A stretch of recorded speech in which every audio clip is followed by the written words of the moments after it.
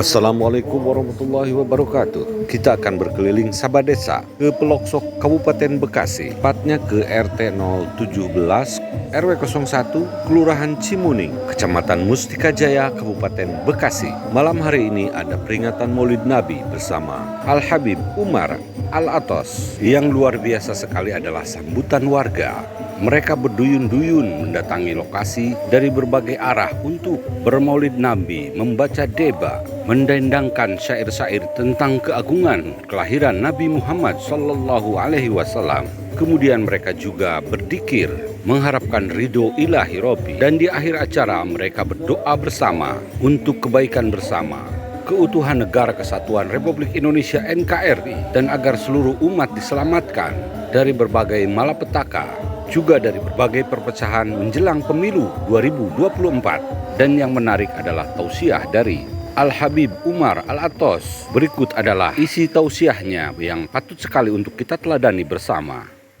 Hadir di antaranya di tengah-tengah kita guru kita bersama Al-Habib Saleh bin Alwi Al-Atas, Al-Habib Kamal Al-Habsyi, yang sedang dalam perjalanan Al-Habib Idrus bin Abdullah Al-Jufri, Habib Umar bin Hud Al-Kaf, Habib Ahmad bin Idrus Al-Atas, Habib Alwi bin Hud Al-Kaf, Habib Hamid Al-Kaf, dan serta guru-guru yang lain banyak di sini, para asatis, para kiai, Ustadz Ilham Sandi, Ustadz Arfan Ibnu, Ustadz Irfan Sutedi, Ustadz Adi Mustafa, Kiai Usamah Zahid, Ustadz Ahmad Sanusi, Bapak Lurah, Ketua RT 1 RW 17 Bapak Eko, Ketua RW 17 Bapak Slamet, Ketua DKM Musolah Nurul Iman, Ustadz Acang Zainuddin, Bapak Mubaki, Ustadz Hilman, Ustadz Ahmad Syukron, Kiai Kusairi, Ustadz Ahmad Nasihi. Kita doakan guru-guru kita, semoga Allah berikan panjang umur. Ma'asyiral muslimin rahimakumullah. Kita sebelum masuk ke dalam materi Maulidun Nabi Muhammad SAW, akhir-akhir ini kita disuguhi tontonan-tontonan yang sangat membakar hati umat Islam, yang sangat menyakitkan hati umat Islam, yaitu saudara-saudara kita yang saat ini berada di negeri Palestina. Mereka dibantai, dibombardir, mereka dihinakan, direndahkan. Kita sebagai saudara seiman harus peduli dengan mereka, harus kita bantu mereka. Bahkan Rasul SAW bersabda, kalau kita mau tahu berapa besar pertolongan Allah buat kita, lihat gimana kita menolong saudara kita. Kita beruntung Allah masih takdirkan kita kumpul di tempat kebaikan. Banyak orang di luar sana pengen gabung nih kayak kita, pengen dia hadir ke majelis nih kayak kita gini, tapi dia nggak bisa hadir bareng sama kita. Ada yang saat ini waliyadzubillah mereka sedang terbaring lemah di rumah sakit. Mereka pengen,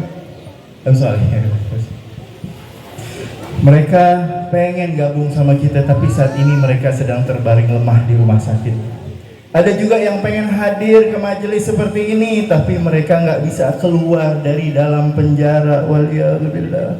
Ada juga yang pengen hadir, tapi saat ini mereka disibukin urusan-urusan dunia. Namun Allah takdirkan kita dalam keadaan iman, dalam keadaan Islam dan sehat walafiat. Allah takdirkan kita kumpul di majelis Maulid Nabi Muhammad Sallallahu Alaihi Wasallam. Sungguh ini merupakan kegembiraan untuk kita sebagai umat Nabi Muhammad Sallallahu Alaihi Wasallam, masih diberikan kesempatan untuk hadir di tempat majelis-majelis yang mulia ini. Tidak lupa salawat dan salam kepada Nabi Muhammad Sallallahu Alaihi Wasallam beserta para keluarganya, para pengikutnya, para sahabatnya yang setia hingga yaumil akhir. Ma'asyiral muslimin wal muslimat rahimakumullah. Ini kalau saya lihat kayaknya banyakkan jamaah perempuan ya. Jamaah perempuan. Ini mungkin sedikit ya ibu-ibu ya, bahwa sebenarnya kita nih majelis orang laki nih ada fungsi belajar nih dari majelis orang perempuan. Majelis orang perempuan kadang 3 pertemuan aja udah punya seragam, betul ya? 3 pertemuan cukup tuh, udah bisa. Kadang beda acara Maulid, Isra Mi'raj, ini seragamnya beda-beda. Kalau majelis pria 5 tahun kalau nggak ada ngasih donatur nggak punya seragam. Lama. Tapi benar itu keberkahan dari power of emak-emak ya, majelis ibu-ibu insyaallah. Tapi mudah-mudahan kita bergabung di sini semuanya dapat keberkahan insyaallah. Ma'asyiral muslimin wal muslimat rahimakumullah. Kita saat ini menghadiri Maulid Nabi Muhammad sallallahu alaihi wasallam wa baraka alaihi. Maulid Nabi ini dibuat untuk mengekspresikan rasa cinta kita kepada Rasulullah sallallahu alaihi wasallam. Ada salah satu ulama yang sangat terkenal namanya Kiai Haji Hashim Asy'ari. Ada kenal? Kiai Haji Hashim Asy'ari ini adalah salah satu pendiri organisasi Nahdlatul Ulama. Beliau di dalam kitabnya Nurul Mubin fi Mahabbati Sayyidil Mursalin, dia mengatakan di situ, beliau mengatakan di dalam kitab tersebut ada tanda-tanda orang yang dia cinta kepada Rasulullah SAW. Kita nggak tahu kan, apakah Anda cinta kepada Nabi? Kita cinta sama Nabi, kita rindu bertemu Nabi. Tapi harusnya kalau kita cinta kepada Nabi Muhammad SAW, ada indikator di dalam dirinya, ada tanda-tanda di dalam dirinya.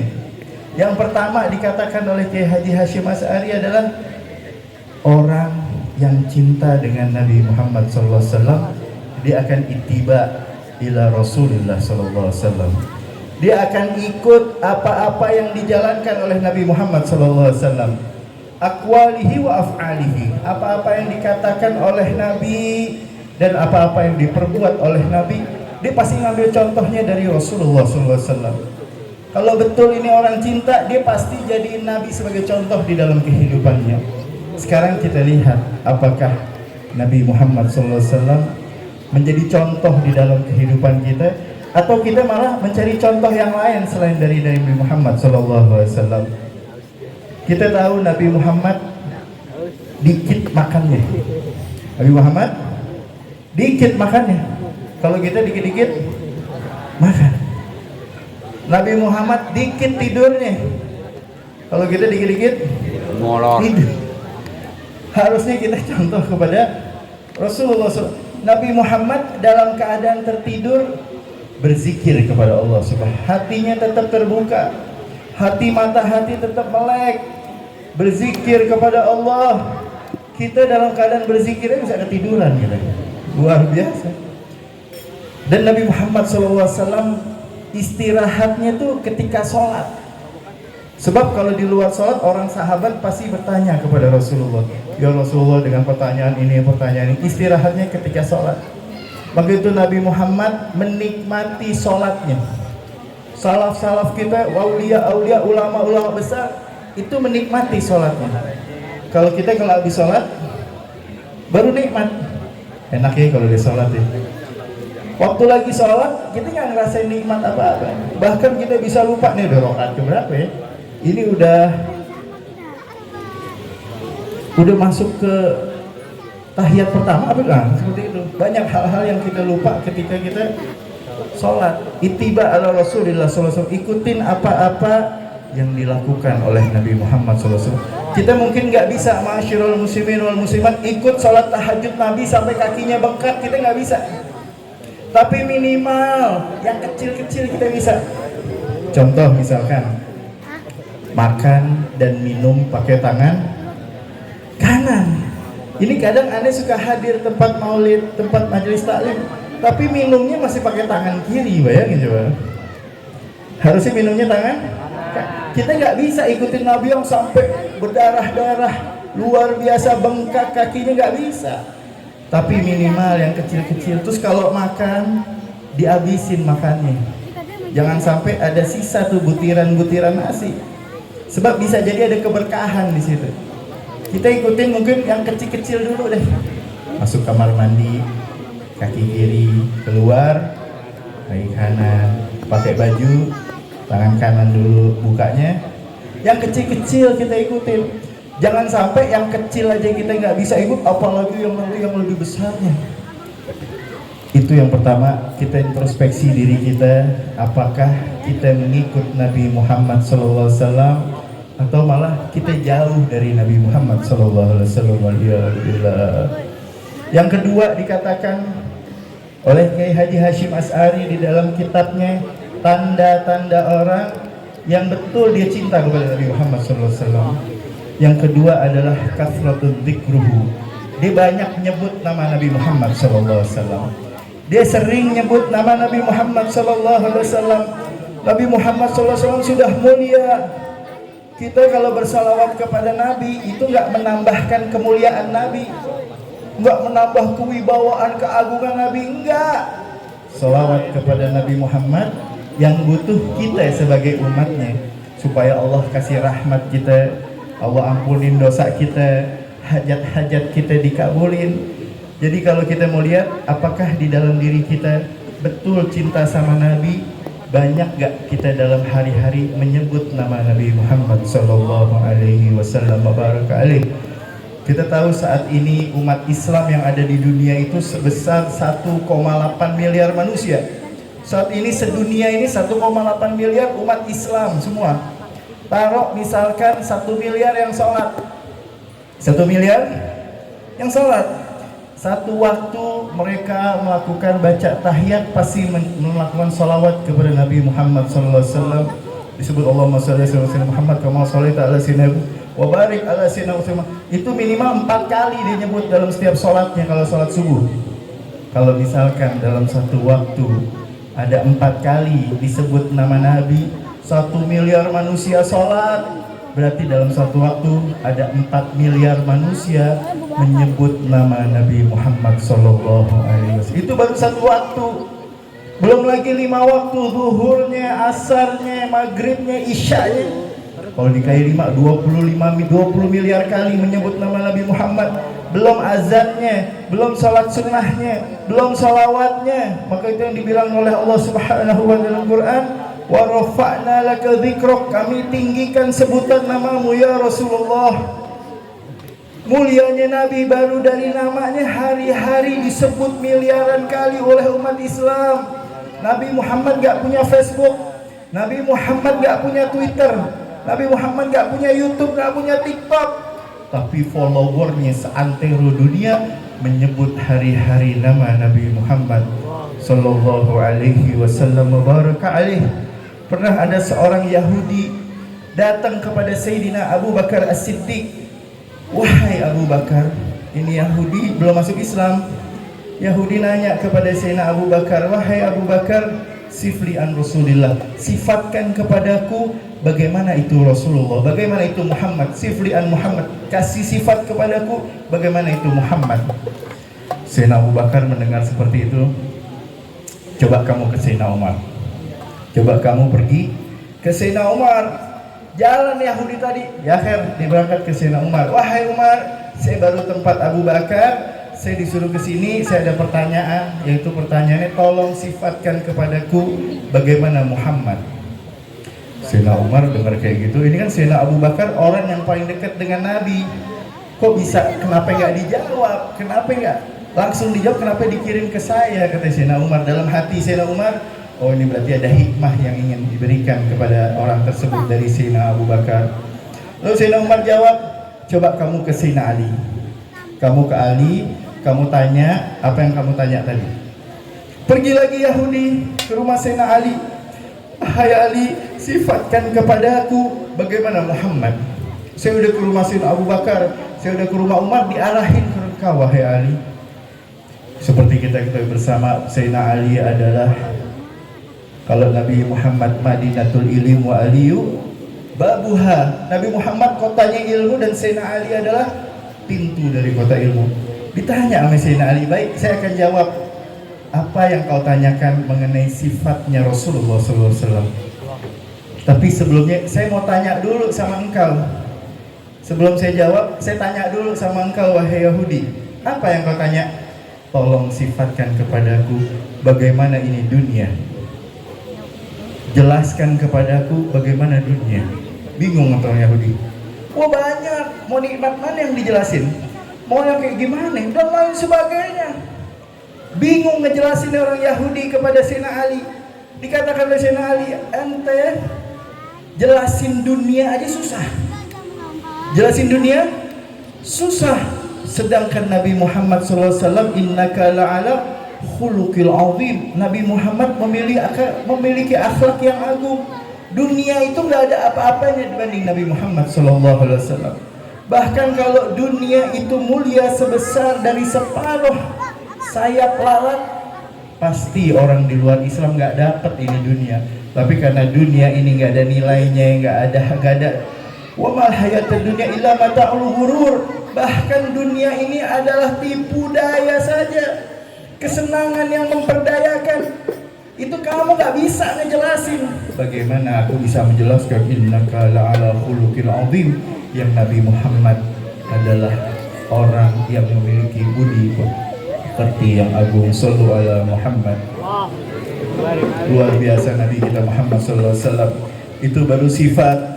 Pernah juga dulu di zaman Nabi Muhammad sallallahu alaihi wasallam, ketika Nabi Muhammad gerakannya udah semakin bagus, semakin berkembang, dakwah Nabi semakin hebat, tokoh-tokoh kafir Quraisy sudah mulai takut nih. Wah, kalau misalkan semakin berkembang, semakin maju, akhirnya redup nih tokoh-tokoh kafir Quraisy.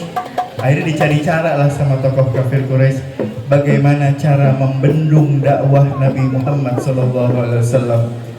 Dipanggillah seorang penyair, sebab dulu orang takut tuh sama penyair. Kenapa? Kalau penyair yang hebat, ketika dia ngeluarin syairnya itu langsung viral. Viralnya tuh bukan hanya di zaman itu aja, bisa turun ke generasi berikutnya. Apa yang direncanakan oleh tokoh kafir Quraisy? Dipanggil penyair yang hebat. Saat itu adalah yang namanya Hasan bin Thabit. Hasan bin Thabit dulu belum masuk Islam, tapi dia terkenal kalau dia ngeluarin syair, semua orang tuh kayak terinstall. Semua orang langsung terpana dengan syair Hasan bin Thabit. Dipanggil Hasan bin Thabit, ini ada kerjaan buat ente, sekarang bikin syair, bikin pembunuhan karakter kepada Muhammad. Bikin syair untuk menghina Muhammad. Bikin syair yang ngejelekin Muhammad. Apa kata Hasan bin Thabit? Saya kalau misalnya mau bikin syair, itu sebentar aja bisa. Gampang bikin syair, nggak susah. Saya bisa bikin syair yang bagus. Tapi tunjukin dulu pada saya yang mana yang namanya Muhammad. Saya belum pernah ketemu yang namanya Muhammad. Oh oke. Kalau gitu katanya silahkan kamu berkunjung ke alamat ini dan lain sebagainya. Jalan tuh Hasan bin Thabit menemui Rasulullah sallallahu alaihi wasallam. Itu Rasulullah bersama para sahabatnya. Hasan bin Thabit melihat dari kejauhan. Oh itu yang namanya Muhammad. Nggak lama melihat, Hasan bin Thabit balik lagi ke tokoh kafir Quraisy. Wahai tokoh kafir Quraisy, saya nggak jadi untuk bikin syair untuk menghina Nabi Muhammad SAW. Dikembalikan uangnya. Kenapa kau dikembalikan? Saya tidak mau untuk menghina orang tersebut. Saya tidak melihat wajah pendusta yang ada di dalam Muhammad. Saya nggak lihat wajah pembohong.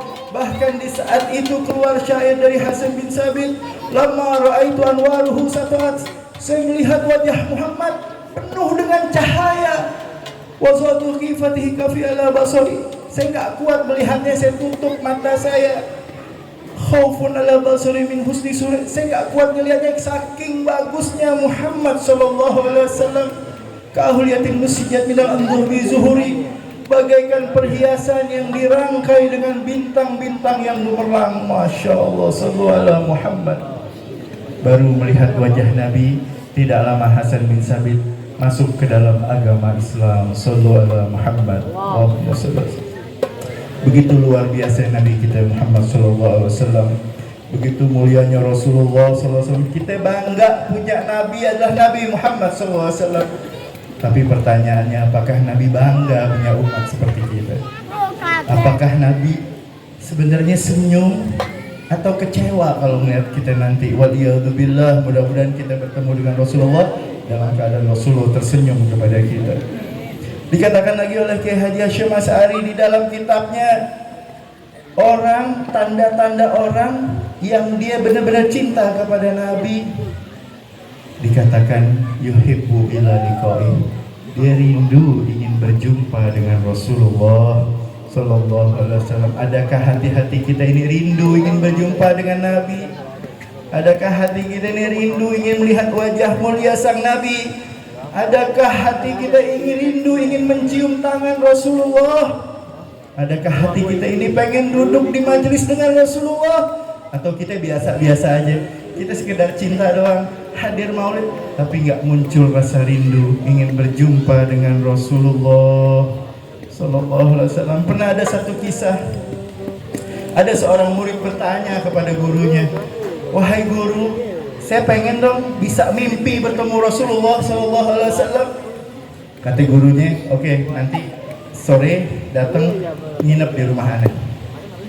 Akhirnya datang itu murid ke rumah gurunya, dikasih makan sama gurunya, dikasih makan, dikasih yang asin-asin, jadi dia aus. Ketika aus, ini murid dimasukin sama gurunya ke dalam kamar, dikunci dari luar. Dikunci dari luar. Ini murid kehausan, guru saya haus, mau minum. Nggak diladenin sama gurunya. Sampai ini murid kecapean di dalam kamar sendirian, ketiduran. Akhirnya di saat tidur tersebut dia mimpi. Mimpinya apa? Mimpinya tenggelam di dalam air. Besoknya dilapor ke gurunya, dibukain, baru dikasih minum. Ditanya sama gurunya, gimana semalam, udah mimpi belum? Udah guru, tapi mimpi bukan mimpi ketemu Rasulullah, saya mimpi tenggelam di air. Kata gurunya, kamu tahu kenapa kamu mimpi air? Karena di dalam pikiran kamu, hati kamu nyari air buat minum. Kamu kehausan, pengen minum.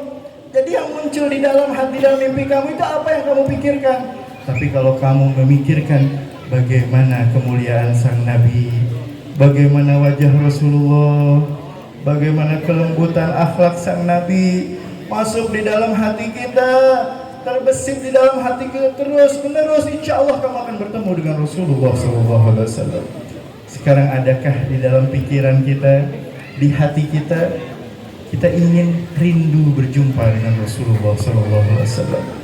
Masyarul muslimin wal muslimat rahimakumullah. Nggak sampai di situ, dikatakan indikator atau tanda-tanda orang memang dia cinta kepada Rasulullah SAW. Dia akan mahabbatun li ahabbun Nabi SAW.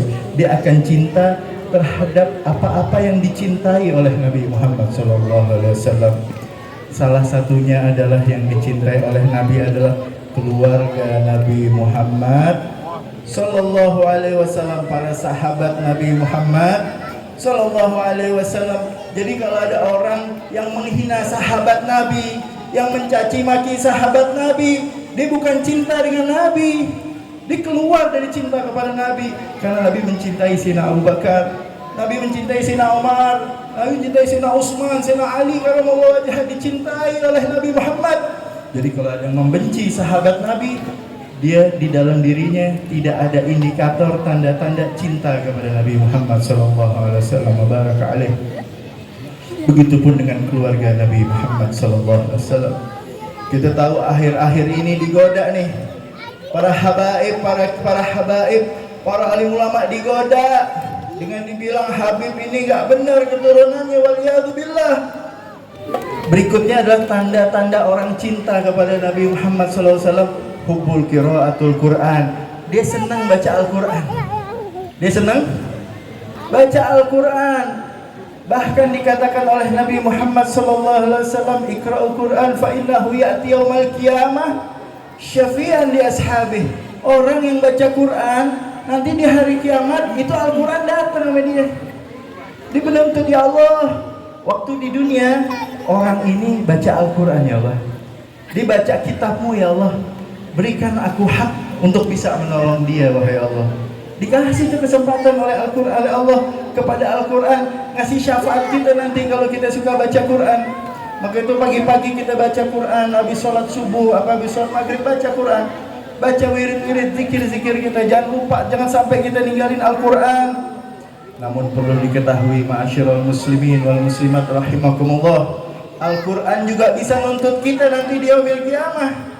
Kalau kita nawak dengan Quran sampai berdebu tiap tahun, tiap bulan Ramadan doang dibukanya, bahkan pas mau lebaran doang dibukanya. Hati-hati, dia nuntut, wahai Allah, aku Quran di rumahnya tapi nggak pernah dibaca, ditaruh doang, cuman dielap doang, nggak dibaca.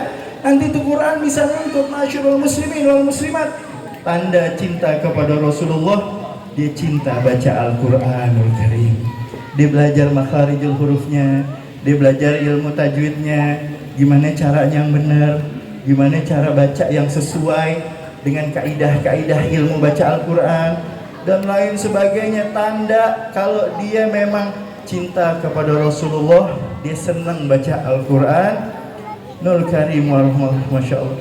Jadi kita jangan sampai kita larut kerja pagi siang sore sampai kita lupa baca Al-Quran. Padahal subuh, setelah subuh kalau kita sempetin sebentar aja, kita baca wirid kita, zikir kita, baca Al-Quran. Kalau emang gak bisa banyak, selembar dua lembar. Kalau bisa banyak, lebih dari itu lebih bagus. Itu nanti yang akan kasih keberkahan untuk kita. Apalagi dikatakan oleh Kiai Haji Hasyim Asy'ari yang mengatakan bahwa tanda-tanda orang cinta kepada Rasulullah, dia punya sifat zuhud. Punya sifat apa? Zuhud. Dia nggak terlalu rakus terhadap urusan dunia. Apalagi nggak ada sifat hasud. Hati-hati masyarul muslimin wal muslimat rahimakumullah, jangan sampai muncul sifat hasud di dalam diri kita. Kalau misalnya ada orang maju, orang dapat nikmat, kita yang stres. Jangan sampai gitu. Orang naik haji, kita naik tensi. Jangan. Biar orang naik haji dia naik haji, orang beli mobil baru. Hati-hati kalau kita hasud. Hasud kita sebenarnya bukan sama itu orang. Kita komplain sama Allah, ya Allah, kenapa dia yang dikasih nikmat? Komplainnya siapa? Komplain sama Allah. Kita itu kalau melihat orang punya nikmat, maka itu Rasul sallallahu alaihi wasallam bersabda, unzur man asfala minkum wala tanzur man fawqakum. Lihat orang yang di bawah kalian, jangan lihat orang yang di atas kalian. Kita punya motor, udah, jangan kita lihat orang yang punya mobil. Jadi perasaan kita meremehkan nikmat yang telah Allah berikan kepada kita. Padahal Allah dikasih bagus, kita punya keluarga harmonis, anak kita sehat-sehat, yang ini sekolah, yang ini belajar agama. Gara-gara kita ngelihat orang lain yang rumahnya besar, kita lihat orang lain yang suka jalan-jalan terus, jadi orang lain yang begini, akhirnya diri kita stres, kita lupa sama nikmat yang telah Allah berikan kepada kita. Waliyahzubillah. Banyakin syukur atas nikmat Allah. Kalau kita cinta sama Nabi, akan muncul sifat zuhud. Zuhud, kita nggak mau terlalu rakus terhadap urusan dunia. Masyaallah. Rahimakumullah. Sudah jam 11 perapat ya. Demikian yang dapat saya sampaikan. Kurang lebihnya mohon maaf apabila ada kesalahan itu murni dari saya. Apabila itu benar murni datangnya dari Allah Subhanahu wa taala. Terima kasih. Assalamualaikum warahmatullahi wabarakatuh.